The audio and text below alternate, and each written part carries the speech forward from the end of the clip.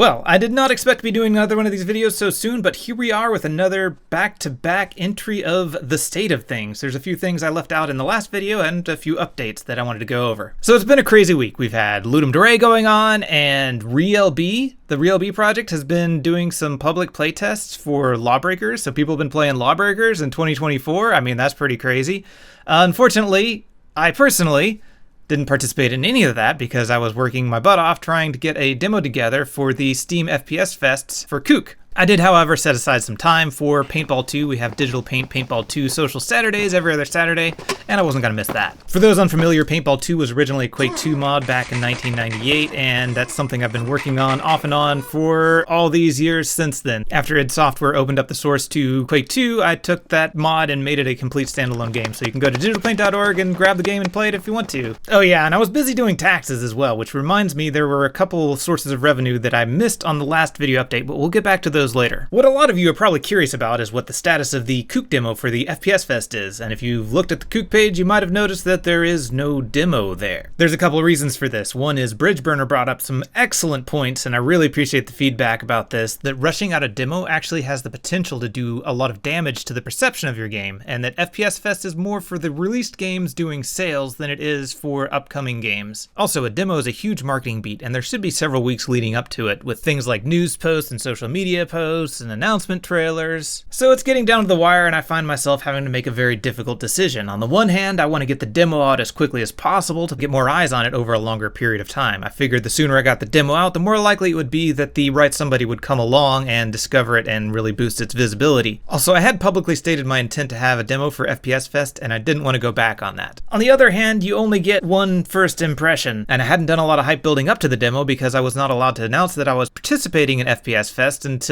just a few days before it happened. But ultimately, the decision ended up being made for me, because even though I submitted the Steam demo page with everything that Valve said was required, and if you've ever submitted a page to Steam, you know what I'm talking about. You know, you gotta have the capsule image, the header image, the smaller image, the tiny little image, the icons, the big logo, the tall one, and like, I had everything except for a small handful of things that they clearly labeled as recommended but not required. Then I got a notification back on, I think it was Friday, that the page needed to have like 2 images that were on that list of things that were supposedly optional. So I guess what I'm saying is, it's not my fault, because I did everything I thought I was supposed to, and that was not good enough, apparently.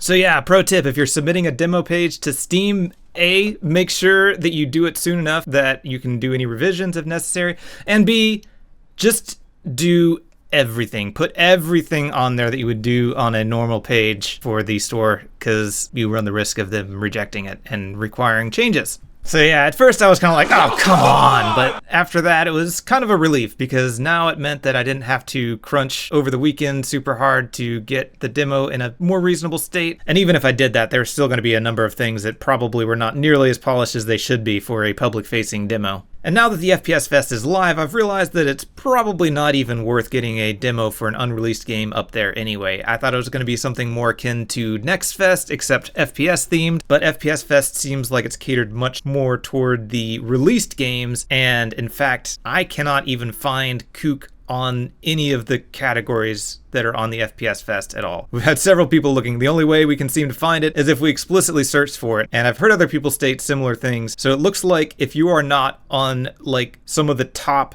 most interested upcoming games, then you just basically don't exist, even though I'm technically in the FPS Fest. I've got the banner over the KOOK page, but you can't find it in the FPS Fest at all. But they only have popular upcoming. Like, where's the rest of the upcoming? Okay, just a little post-recording insert here. It seems Valve has updated the FPS Fest to actually show all of the upcoming titles. I had to grab that clip from my VOD earlier because I wanted to verify for certain that that definitely was not the case before. Not sure exactly when this was fixed, but hey, at least you can find KOOK on there somewhere now, which might explain some of the wishlist numbers in this graphic graph that I'm about to show you in the future from the past. Interestingly, the wishlist numbers for Tuesday the 16th just came in, and either the FPS Fest has somehow boosted the visibility on Steam or something else has been going on, because that's almost 100 wishlists in one day. Now, the day prior I had over 50 wishlists, but I figured most of that was due to the article that 80 Level posted. This article showed up completely out of the blue. I hadn't contacted them or anything. They just managed to collect some tweets and videos and information, and I gotta commend them on that kind of journalism. I really appreciate the article, but it does make it a little bit difficult to figure out what exactly caused the spike in wishlists there. I do my best to keep track of what causes increases in wishlist numbers. For example, the spike of 52 a few days back was due to a tweet that I posted about the MC Escher style level that really gained a lot of traction. Surprisingly, even though the platform formerly known as Twitter seems to be in a constant state of falling apart, I seem to be getting decent visibility now. I don't know if it's because I'm always posting on my main Jitspo account as opposed to creating a second account just for the game like I did with Fist of the Forgotten, or if I've just started hitting critical mass with followers, or what it is. But most of the big bumps in the KOOK wishlist numbers have either come from my tweets or tweets from things like the Horror Games Community or Reload magazine. And then we get a pretty massive increase from the Godot showreel feature. One thing I'm happy to see looking at this graph is how after each bump, the slope of the graph ever so slightly increases. So even though it didn't have a super strong start, there's hope that by the time the game launches, I will have increased the pace at which I'm getting wishlists and will have a sufficient amount to have a successful launch. Now, going back to the income, I realized that there was one thing I completely neglected to mention. My income from sales of Goop Loop. Valve sent me a check for a total of $104.64. Just enough to cross the threshold. Valve will only bother sending out payments once you've reached the threshold of $100. They will, however, send you emails every month saying something about a payment, and then you open it up and it's like, haha, psych! We didn't send you payment this time because you didn't cross that threshold. 11 out of the 12 months I got that, but one of them I got an actual payment. The other income I got was from a company called GameRound Incorporated, or G-Round. They provide a platform that allows developers to submit their games to be played by somewhat regular players. There's rewards and other incentives for the players to play the games and fill out surveys, and I was part of an editorial team that would go through and play and live stream or make videos about the games and give feedback and just kind of let the developers see what their game was like being played. But the person in charge of running that editorial team decided to take an opportunity elsewhere, and they decided to cancel that aspect of G-Round. Still, I earned $375 for my time working with them. So we might as well do a side-by-side comparison between my income in 2022 versus 2023, since I never did a video on income in 2022. From Valve, I got $499.88 in 2022 compared to the $104.64. Goop Loop is one of those games where even though the game is done, it's really difficult to justify spending time marketing it because it takes so much time and effort, and the game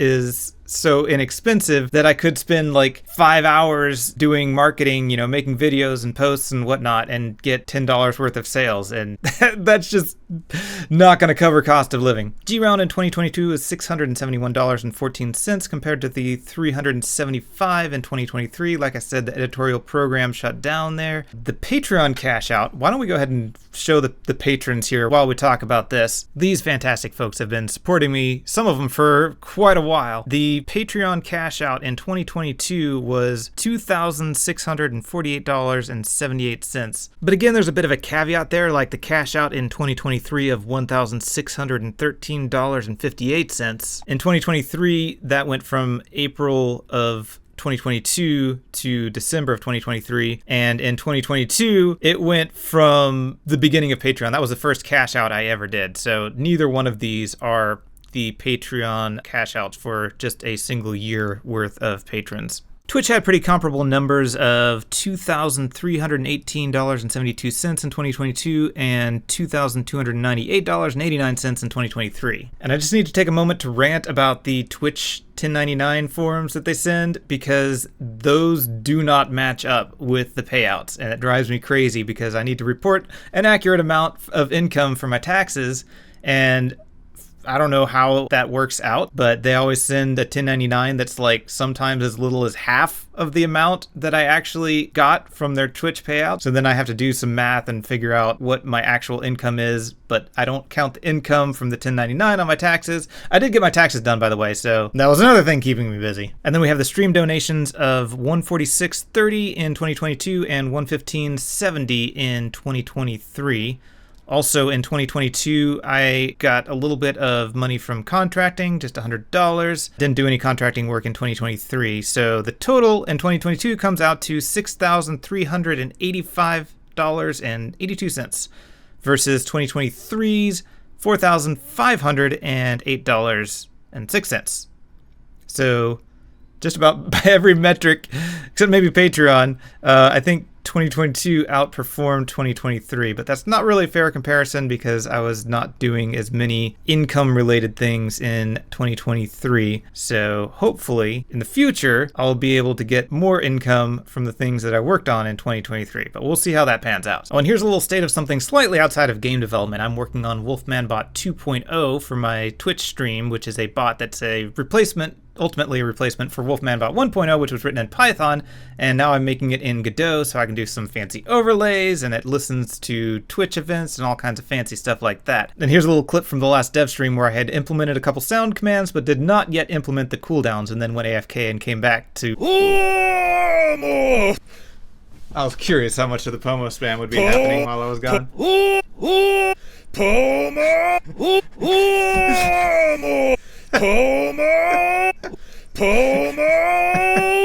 And beyond me, did you hear that the programmer for Descent 3 decided to make it open source? I think taking an old game that's really difficult to get running on modern systems and making the source code available is a really Descent thing to do.